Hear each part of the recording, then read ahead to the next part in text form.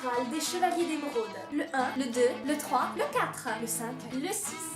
Quatrième étagère, le coin BD. Alors, la première série, ici, ce sont les aventures humoristiques et parodiées de Léonard de Vinci, appelé ici Léonard le Génie. La série est composée de BD à histoire unique, c'est-à-dire qu'il n'y a pas de lien, par exemple, entre la numéro 10 et la numéro 12. Si vous en manque une entre les deux, c'est pas grave, vous avez rien loupé. Donc, Léonard est écrit par Groot et dessiné par Turc. Je crois que c'est comme ça que ça se prononce. Et on la retrouve aux éditions Le Lombard. C'est une série, comme je vous l'ai dit, humoristique, ça se prend pas la tête. Si vous avez envie de vous prendre une pause, vous attrapez un Léonard et vous vous mettez à lire ça et ça détend quoi. Il n'y a pas besoin de réfléchir. J'ai donc avec moi dans ma bibliothèque le 1, 2, 3, 4, 5, 6, 7, 8, 10, 12, 13, 14, 19, 21, 22, 25, 27, 28, 29, 30, 32, 33, 35, 36, 37, 38, 39, 40, 41, 42, 43, 44, 45 et un hors série.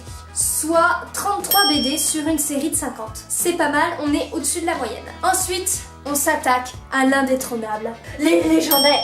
Donc pour vous la faire courte, j'ai l'intégrale, du tome 1 à 20. Donc les légendaires sont écrits par Patrick Sobral et c'est un petit peu grâce à lui que j'ai commencé le dessin. D'ailleurs mes premiers dessins étaient des reproductions des légendaires. À la suite de quoi j'ai du tome 1 à 4 les légendaires origines et 1 et 2 des légendaires parodia. C'est pas le spin-off que je préfère. Les légendaires origines sont dessinés en revanche par Nadou et parodia par Jessica Jung. Je crois que c'est comme ça que ça se prononce. Pour la faire courte, au niveau de l'histoire, les légendaires, ce sont un groupe de héros qui, un jour, contre un combat contre le sorcier Darkel, ont cassé une pierre magique qui fait que tout le monde retombe à l'âge de 12 ans et reste bloqué à cet âge-là. Et l'objectif des légendaires, c'est de trouver une solution à ce problème. On retrouve donc cette série aux éditions Delcourt.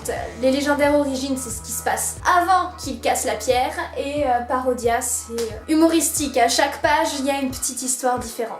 Une très belle collection aussi, toujours chez Delcourt, j'ai nommé La Rose Écarlate. Pour vous expliquer l'histoire, c'est l'histoire d'une jeune femme vivant à la Renaissance, épris de justice, qui un jour décide de se transformer en rose écarlate et de voler aux riches pour donner aux pauvres. Il existe pour le moment 13 tomes parus. Vous posez pas la question, effectivement, j'ai les 13 tomes. La Rose Écarlate est donc dessinée et écrit par Patricia Lifong et les couleurs sont de Philippe Ogaki. Là aussi, il existe un spin-off qui s'appelle La Rose Écarlate Mission et sur les 5 qui sont sortis, j'en ai que 3. Et j'ai le 3, 4, 5. Et derrière tout ça se cachent les 5 petits nouveaux que j'ai eu à Noël. Ce ne sont pas des BD, mais ce sont des romans écrits par un écrivain célèbre du nom de Jules Verne.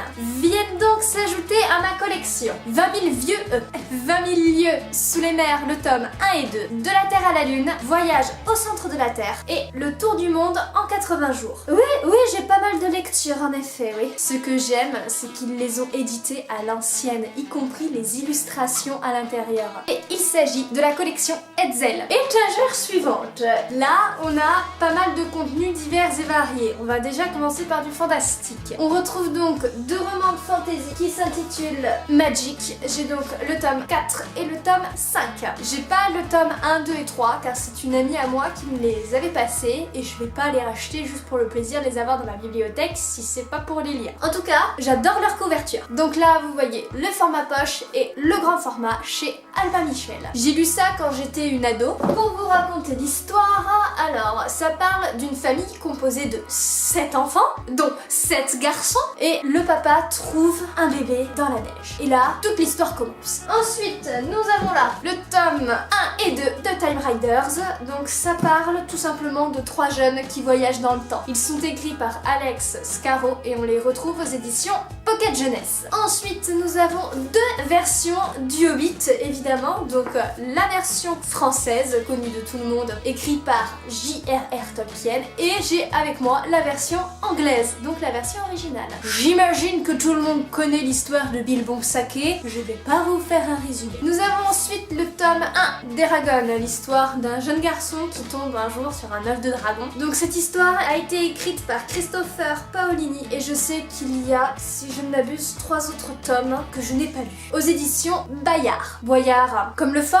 Non, Bayard. Passe-partout! Je suis Passe-Partout du Fort Boyard. Ensuite, Ensuite, nous avons le tome 1 du Pays des Contes, écrit par Chris Colfer. Donc l'histoire, c'est un frère et une sœur qui sont jumeaux qui, un beau jour, se font aspirer par un livre et se retrouvent dans le Pays des Contes.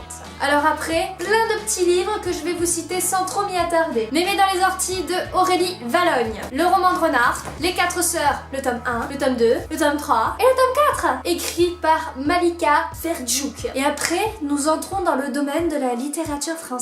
Accrochez-vous à votre siège, ça va aller très vite. Nous avons donc Don Juan de Molière, L'école des femmes, toujours de Molière, Lorenzaccio de Musset, Zadig de Voltaire, Bérénice de Racine, Les fables de La Fontaine, Une partie de campagne de Maupassant, On ne badine pas avec l'amour de Musset, Fête galante et autres romances sans parole, Verlaine, Belle amie de Guy de Maupassant, une tuerie d'ailleurs, ce livre c'est un des plus beaux romans de la littérature française à mon avis, Le Père Goriot de Balzac, Madame Bovary de Flaubert. Oui, tout ce que je viens de vous montrer, je l'ai lu. Alors après, je suis pas sûre que ça vous intéresse, mais nous avons 4 dictionnaires, un en français, normal, un français-allemand et 2 français-anglais. Pourquoi 2? Je sais pas. Et enfin, le dernier livre sur cette étagère, j'ai nommé Rouge Muraille. Alors, les héros dans ce livre sont des animaux et ils sont personnifiés. Donc pour la petite histoire, un rat qui s'appelle Cluny le Fléau, d'où le titre, vient envahir en fait toute une petite contrée et décide de prendre d'assaut l'abbaye de Rouge Muraille. Et un jeune souriceau du nom de Mathieu s'oppose à Cluny et va tout faire pour l'empêcher d'avoir l'abbaye. Je regardais le dessin animé quand j'étais petite, ça s'appelait Red Wall, Rouge Muraille en anglais. Oh mais je kiffais bien, hein, c'était cool. Vous pouvez d'ailleurs retrouver les épisodes sur YouTube, ils y sont encore. Étagère suivante,